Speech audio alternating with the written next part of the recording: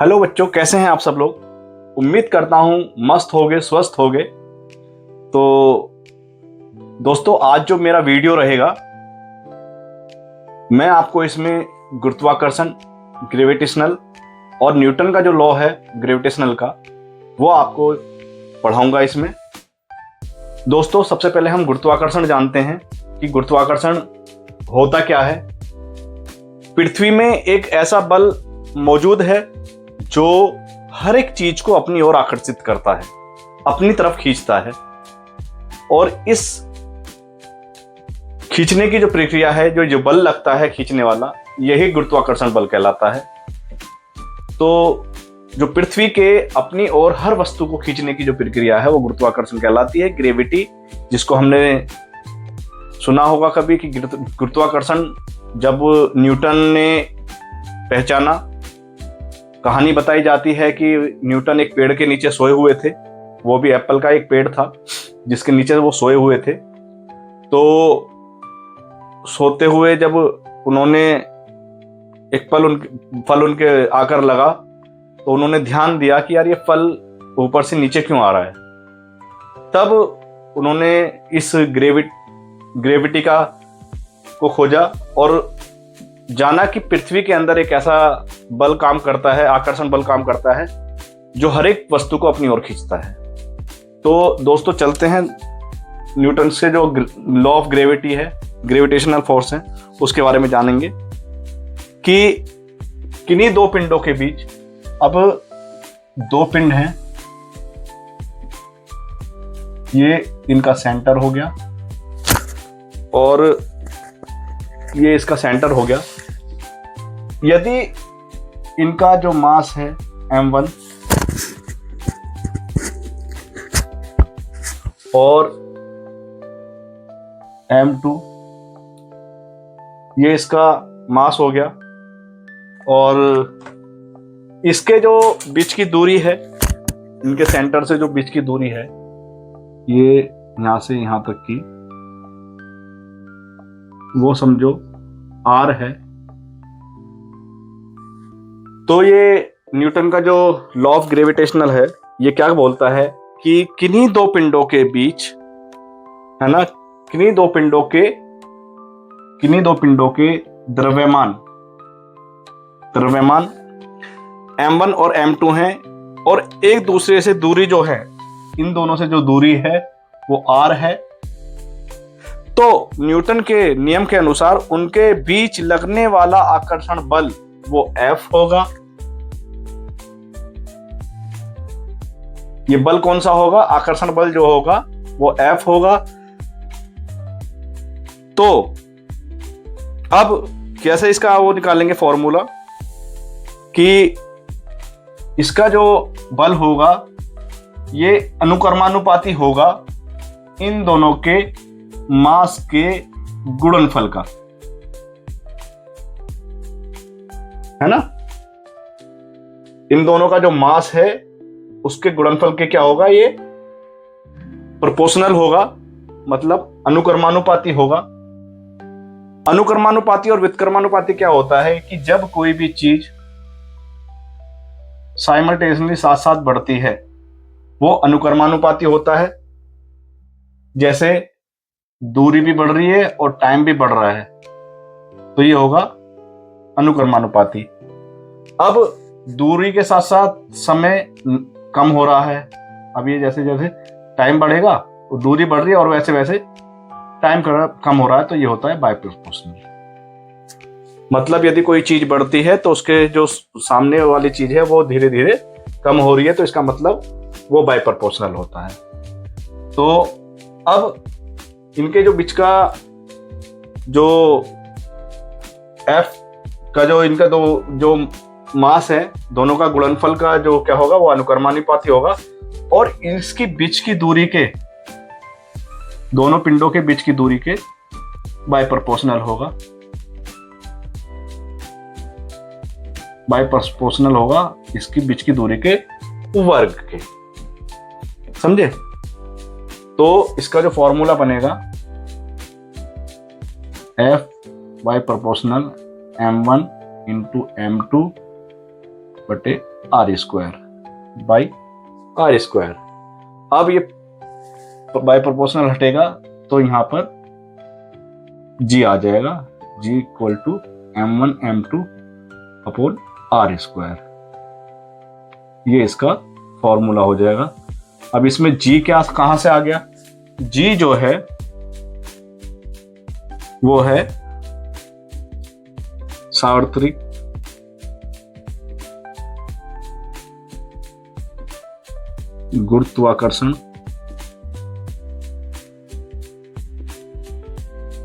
गुरुत्वाकर्षण नियतांक, मतलब यूनिवर्सल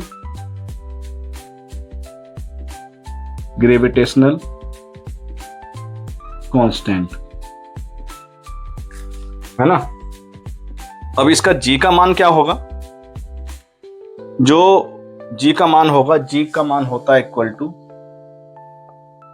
जी का मान होगा आपका 6.67 इंटू 10 की power -11 newton meter square by kg square. ये इसका क्या हो गया, जी का जो मान होगा हमेशा कितना होगा, जो यूनिवर्सल ग्रेविटेशनल कांस्टेंट है, इसका जी का कैपिटल जी का मान क्या होगा 6.67 इंटू 10 की पावर -11 न्यूटन मीटर स्क्वायर के जी स्क्वायर। अब ग्रेविटी मैंने बताया आपको, न्यूटन के अनुसार, जो गुरुत्वाकर्षण के अनुसार दो पिंडों के बीच एक बल जो काम करता है, और पृथ्वी में जो आकर्षण बल होता है उसे ही क्या कहते हैं, गुरुत्व कहते हैं, अर्थात गुरुत्वाकर्षण बल। ग्रेविटी को क्या कहते हैं, गुरुत्व को क्या कहते हैं, गुरुत्वाकर्षण बल बोलते हैं। ग्रेविटी को ही ग्रेविटेशनल फोर्स बोलते हैं। अब इसमें जो होता है, जब बल इस पे काम करता है तो इसमें एक त्वरण उत्पन्न होता है। जब कोई वस्तु ऊपर से नीचे आएगी तो इसमें एक त्वरण का काम करेगा, जिसको हम बोलते हैं गुरुत्वीय त्वरण। गुरुत्वीय त्वरण, ग्रेविटी एक्सेलेरेशन। तो इसका मान कितना होता है, जी होता है, स्मॉल जी से डिनोट करते हैं इसे। और इसका मान कितना होता है 9.8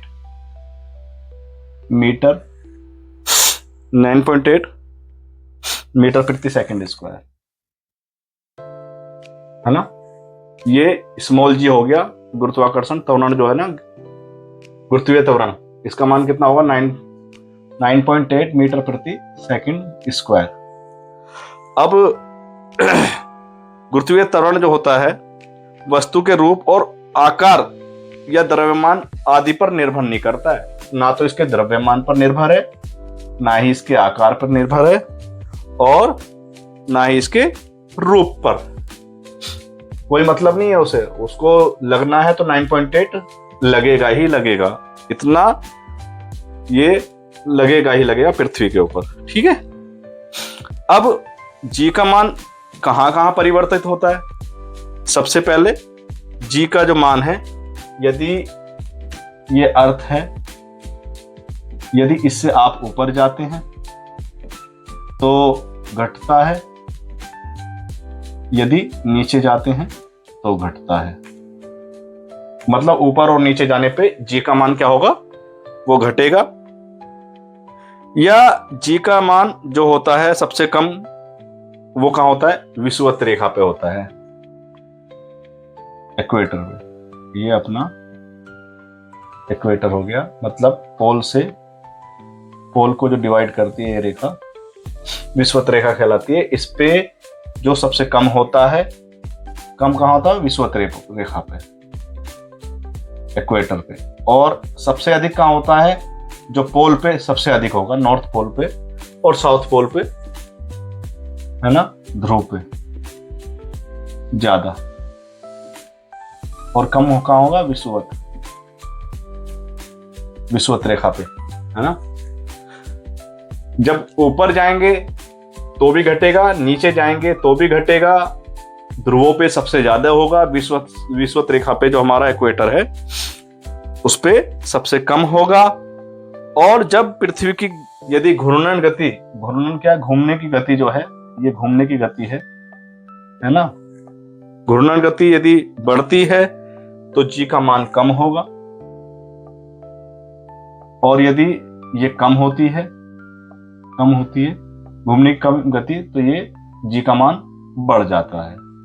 मतलब इसकी जो घूर्णन गति जो है, घूमने की जो रोटेशनल स्पीड है, वो यदि कम होगी तो जी का मान बढ़ेगा, और यदि रोटेशनल स्पीड जो है उसकी ज्यादा है तो ये कम हो जाएगा।